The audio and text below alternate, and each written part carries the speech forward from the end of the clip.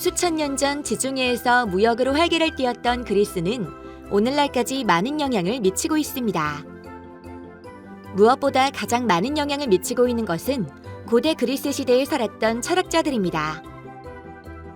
소크라테스, 플라톤, 아리스토텔레스와 같은 당대의 철학자들의 생각과 사고는 시대와 여러 학자들을 거치면서 새롭게 해석되고 많은 영감을 주었습니다. 과학 역시 예외는 아닙니다. 고대 그리스 철학자들의 생각은 오늘날의 과학에 어떤 영향을 미쳤을까요?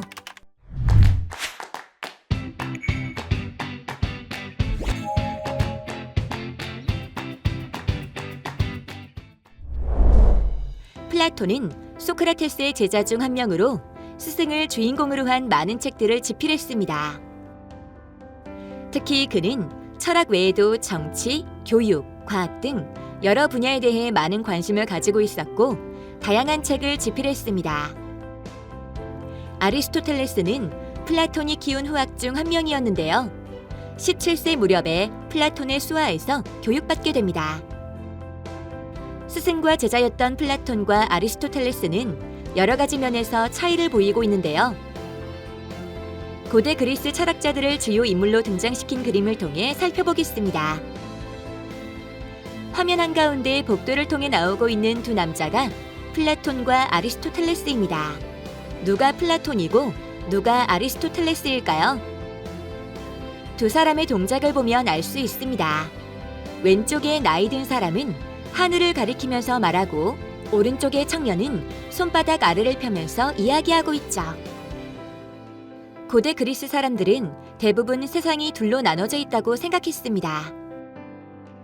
플라톤은 우리가 생각하는 우주는 근원적이고 본질적이며 영원한 세계가 있고 그 세계로부터 나와 파생된 모방된 세계로 나눠져 있다고 주장했습니다. 이상적인 세계가 이데아, 모방품인 세계가 우리가 살고 있는 현상계입니다. 하지만 아리스토텔레스는 둘로 나눠진 세계에 대한 스승의 생각에 대해 동의하면서도 플라톤이 말한 이데아가 꼭 저 너머에 있는 것이 아니라 현실을 통해 발견할 수 있다고 믿었습니다. 그렇다면 진짜 정답은 어디에 있을까요? 플라톤은 저 너머 어디에 있으니 손가락을 하늘로, 아리스토텔레스는 땅을 향해 펼치고 있습니다. 플라톤과 아리스토텔레스는 오늘날 지식을 발견하기 위한 큰 두 가지 접근 방식에도 영향을 미쳤습니다.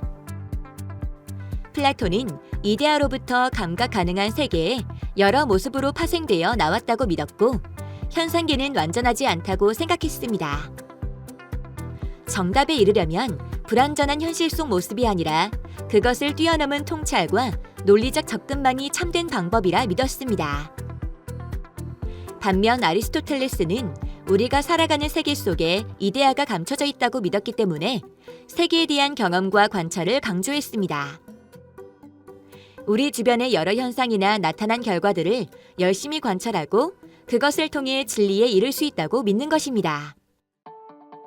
게다가 플라톤과 아리스토텔레스가 바라본 세계에 대한 입장은 우주가 어떤 모습인지에도 영향을 미쳤습니다. 진리에 대해 이데아와 현상계로 나누었듯 우주 역시 둘로 나눠져 있다고 생각했는데요. 영원하고 완전한 천상계, 그리고 불완전하고 영속적이지 않은 지상계로 나눠집니다. 그리고 이 둘은 서로 다른 법칙에 따라 움직이는데 아리스토텔레스는 이 땅의 여러 물질은 물과 불, 흙, 공기의 네 가지로 이루어져 있다고 믿었습니다. 그리고 각각의 물질이 얼마나 포함되어 있느냐에 따라 위나 아래로 직선으로 움직입니다. 그런데 하늘에 있는 태양이나 달, 별은 어제도 오늘도 늘 동일하고 영원합니다. 그러니까 구성 물질도 다르고 움직이는 방식도 지상계와는 다릅니다. 태양이나 달이 계속해서 동쪽에서 서쪽에서 뜨기 위해서는 다시 돌아갔다 움직이는 운동, 원운동을 해야 하는데 이것이 영원한 세계에서는 자연스러운 운동이라고 믿었습니다. 즉, 하늘과 땅은 재료도 다르고 법칙도 다르다고 생각했습니다. 이러한 생각에 따라서 지구를 중심으로 태양이나 달, 여러 행성들이 원을 따라 도는 천동설이 탄생하게 됩니다. 그들의 이러한 생각은 1500년 이상 영향을 주었고 갈릴레오, 케플러, 뉴턴과 같은 과학자들이 다양한 증거와 실험 결과 새로운 주장을 내어놓으면서 점차 사라지게 됩니다.